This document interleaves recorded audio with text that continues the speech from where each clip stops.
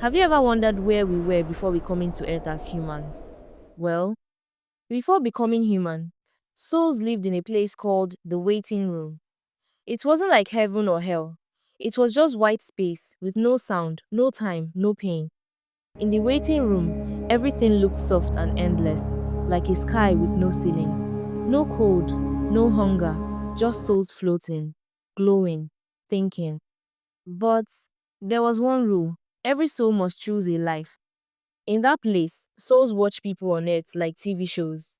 They could see families, countries, good moments, bad ones. But the hardest part, once you picked, you had to forget everything about being a soul and your previous life. That's why it was scary.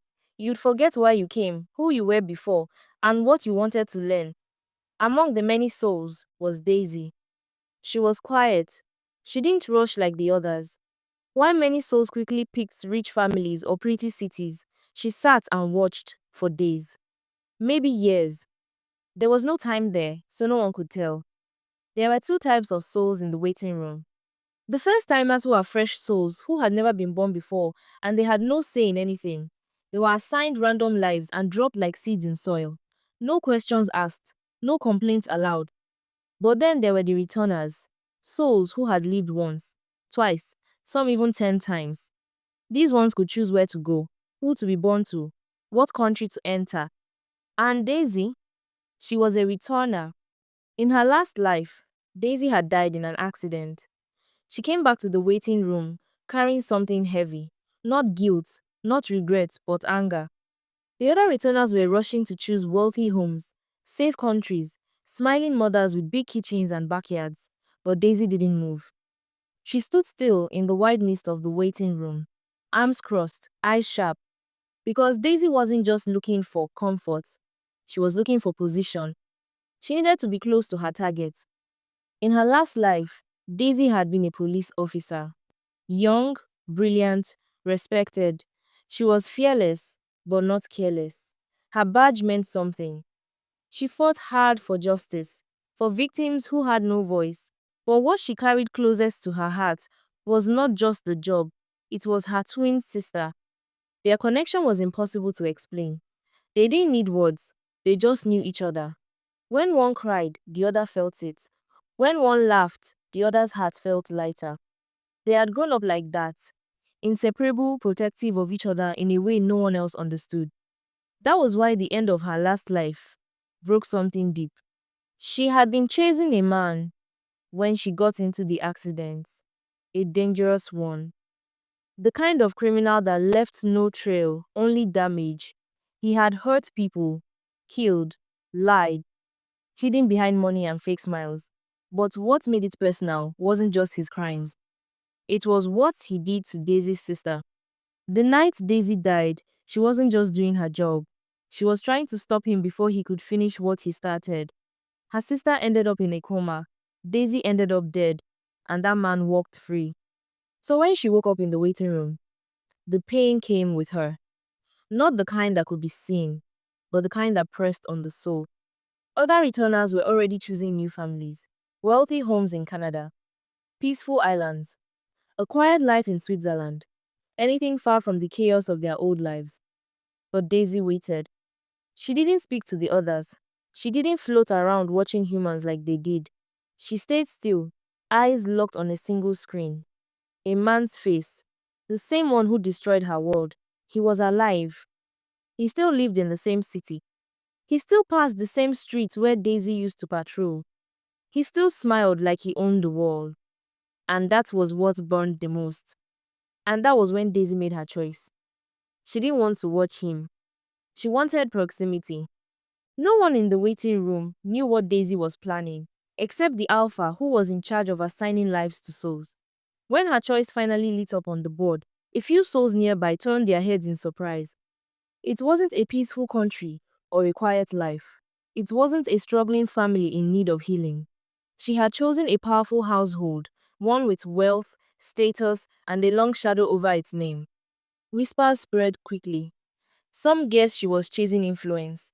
Others thought maybe she wanted to test herself by living among people who had everything, but still left a trail of emptiness behind. A few even wondered if she planned to take them down from the inside, but Daisy said nothing. She just stood there, watching the screen, steady as stone, and whatever the truth was, she carried it alone. She was going back, not just as a cop with a gun, yet helpless, but with something stronger. Power. She believed the memory of her sister, her laugh, her kindness, her dreams, would be enough to keep the mission alive in her heart. Even after forgetting everything, even after being born again, she knew the rules. After birth, souls forget who they were, forget the waiting room, forget the pain. But Daisy had planted something inside herself by choosing to pay a price. What Gay possessed was something deeper than memory, something not even rebirth could wash away. The closer it got to her turn to fall back into the world, the quieter the other souls became around her because she was the strangest soul. Even they could feel it. This wasn't a normal reincarnation. There was weight in it, something unspoken but sharp. She was ready to do anything to bring the man down. Finally, her name was called. She looked at the screen one last time and she saw the man. And then she let herself fall back to the world. Would she succeed? No one knew yet. Not even Daisy.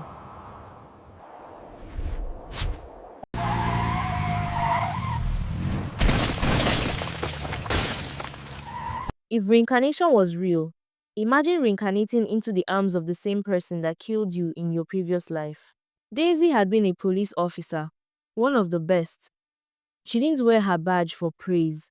She wore it like armor. Every crime she solved wasn't just a case. It was a battle she fought for people without a voice. But none of that compared to what she felt for her twin sister, Daniela. Daniela was her peace, her anchor.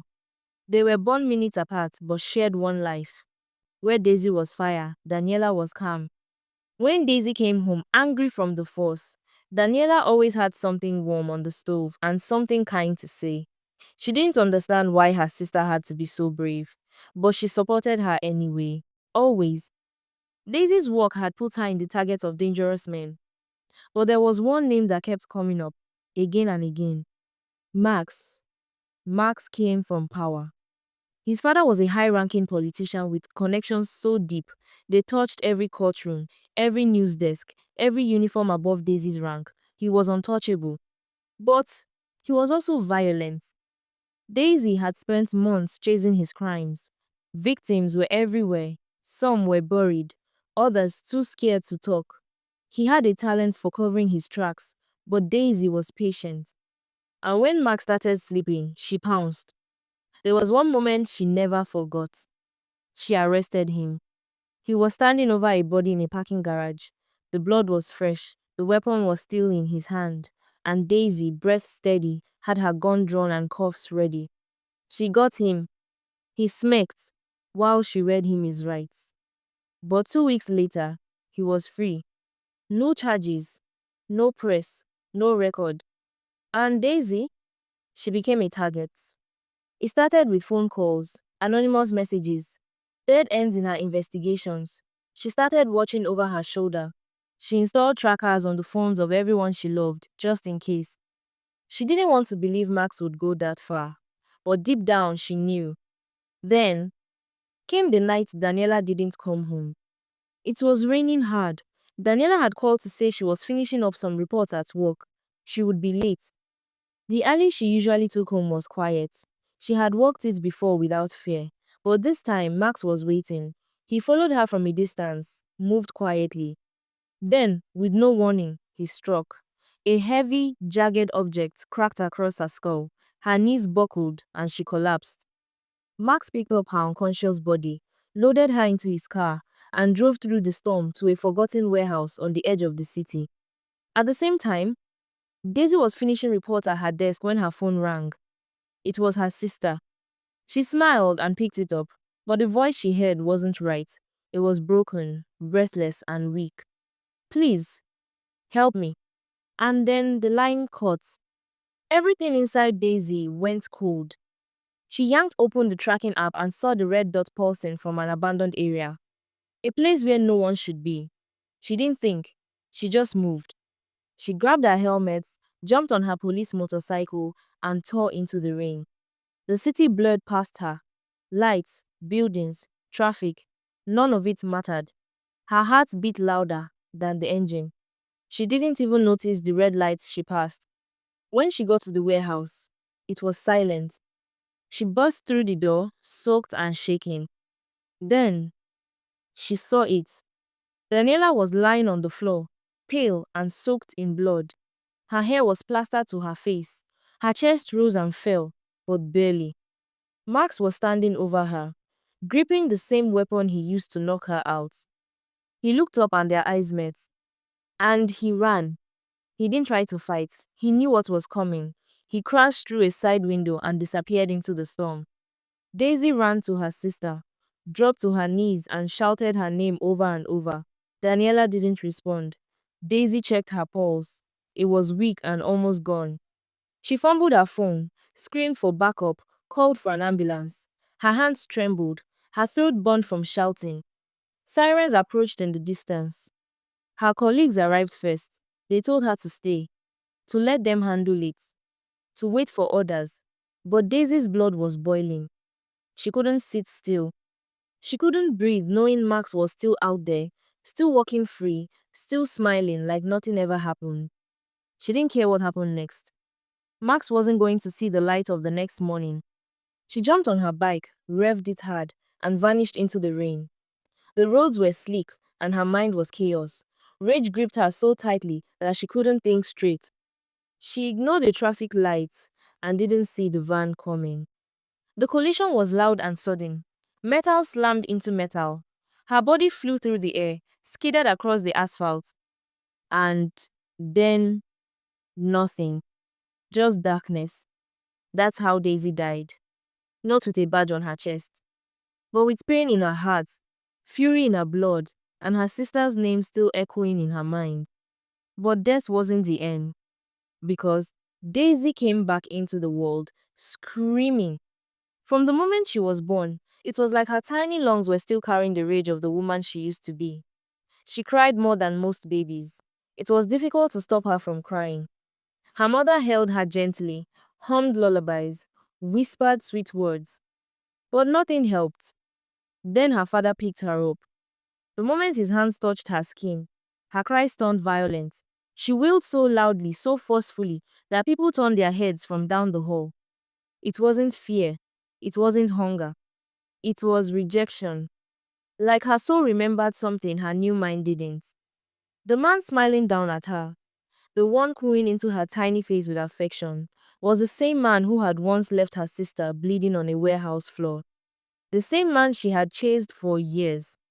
The same man she had died trying to stop. It was Max, and now he was her father. The cries wouldn't stop.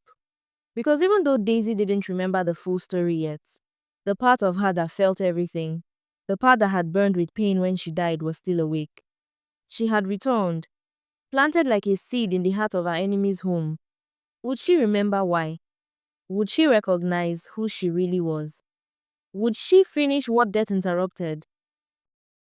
Daisy had begun loving her dad until she realized her identity.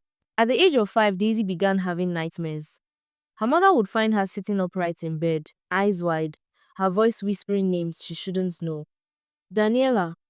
She would say it again and again in her sleep, sometimes curled in a ball, other times staring blankly at the ceiling. Her drawings started to worry them too. Sketches of fire, sirens, buildings with people running. One picture showed a man standing in front of a dark warehouse, holding something sharp. When asked who he was, she would only say, "He's bad." At 8, her obsession shifted. She became excited about police officers. She lit up at the sight of patrol cars. She begged for toy handcuffs and plastic badges, wore them everywhere. She told her mother that when she grew up, she wanted to stop bad people and protect helpless people. Her mother assumed it was all part of being imaginative. Max forced a smile whenever she said those words, but inside, a strange tension was growing. When Daisy turned 15, she had a dream. But it didn't feel like a dream. It felt real. She saw everything. The badge, the rain, her sister on the floor, the warehouse, the crash. She watched herself die chasing the man who ruined her life. And when she woke up, sweating and shaking, she finally understood she had been a cop, and she had come back for a reason. Her heart beat hard, her hands shook. She didn't speak for hours, just sat with it. The truth of who she was. Max wasn't just her father, he was her unfinished mission. And Daniela, where was she? She remembered the last time she saw her. Unconscious, blood soaked, barely breathing. Was she alive? She had to know. But the truth twisted like a blade because Max loved her. He called her Sunshine, not as a criminal hiding from guilt, but as a father. He brought her gifts, stayed up late to help with homework, told her she was his world, and she believed him. Because even if she hated the man he used to be, he had been nothing but good to her in this life. Still, she needed answers. One day, Daisy sneaked out of school. She took the train across the city to the neighborhood where she once lived, where Daniela would have lived. It had been 15 years. The house was still there, but older. Faded paint, weeds crawling through the fence. She stood at the gate and stared. Her heart was thudding. She peered through the kitchen window first. Her mother was there, her past mother, washing dishes slowly, her back hunched with age and exhaustion. Her father sat at the table, staring at a pile of medical bills. They looked tired, worn down. Then Daisy moved to the back window. That's when she saw her, Daniela, lying in a hospital bed in the small living room, surrounded by machines. She was older now, maybe 40, her face pale, motionless. A soft hum came from the machines beside her. Her chest rose and fell slowly, rhythmically. Daisy froze. Her throat tightened. Her eyes filled. And then the door creaked open behind her. She turned quickly. It was her father. They stared at each other in silence for a moment. A strange girl standing in the backyard, eyes full of tears. "Who are you?" he asked gently. Daisy opened her mouth to speak, but no words came out. Then, she woke up. It had been a dream. Daisy woke up in the classroom room, shaking. The dream felt too real, her sister pale and still, her parents drowning in sorrow. She had felt every second of it. But now, sunlight poured through her window. She couldn't sit with it anymore. Still in uniform, she left the school grounds, heart racing the entire train ride. This wasn't just curiosity now, it was need. She had to know if Daniela was alive. If that warehouse, that coma, that grief had lasted 16 years. She made her way to the streets she remembered. Her old home. Everything looked different. A fresh coat of paint, new cars in the driveway, colorful balloons tied to the fence. Was she too late? She walked slowly to the window and peered inside. What she saw didn't match the ache in her chest. There was a party happening. Her past mother stood near a cake, smiling as people clapped. Her father, older but healthy, stood beside her. And Daniela was alive. She was glowing, laughing, holding hands with a tall man Daisy didn't recognize. At her side, a boy ran through the living room with a party horn, maybe 8 years old. Daniela's son. Daisy stood frozen at the window. A strange warmth rose in her chest, followed by a sharper cold. They had survived. They had healed. She wanted to cry, but couldn't. Her throat was locked. She had spent years thinking she was all that was left, that they needed her, that her mission had been the only thread left uncut. But now, they were okay, and she was the ghost. That night, back at home, Daisy didn't speak. Her mother asked if she was tired. She nodded. Max made her favorite dinner. She didn't touch it. She lay in bed staring at the ceiling. She had come back for justice. That was the deal. That was the fire that pulled her back through time and into this life. But now, everything was different. Daniela didn't need saving. Her family had already picked up the pieces. The only person who hadn't moved on was Daisy. And then there was Max, the man she once swore she'd bring down.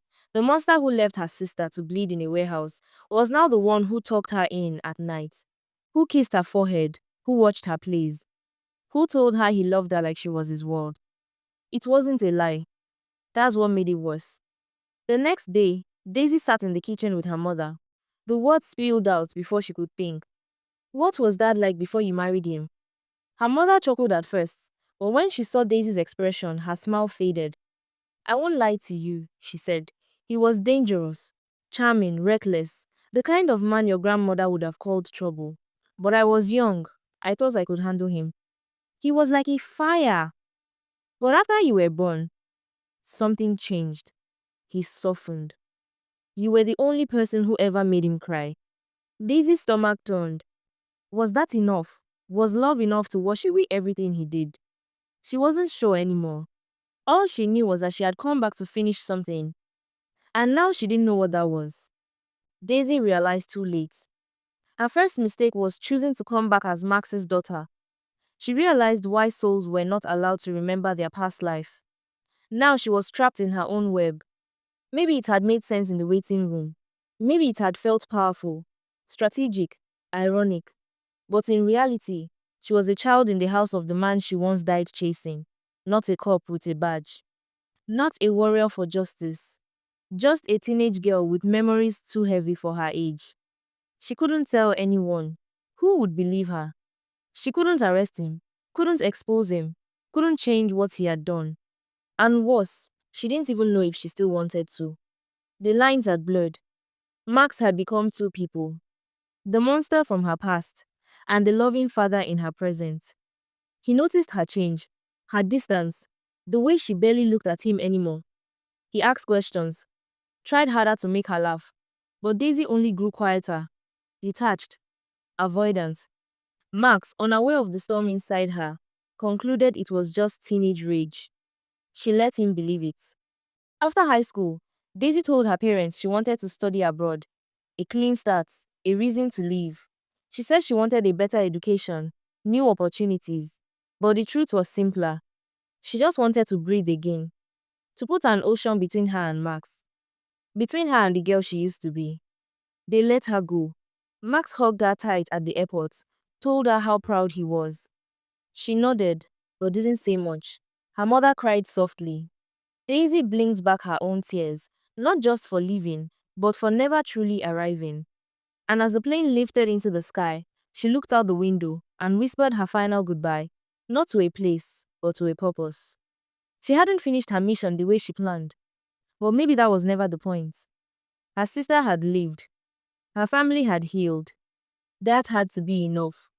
Not every story ends with victory. Some just end with letting go.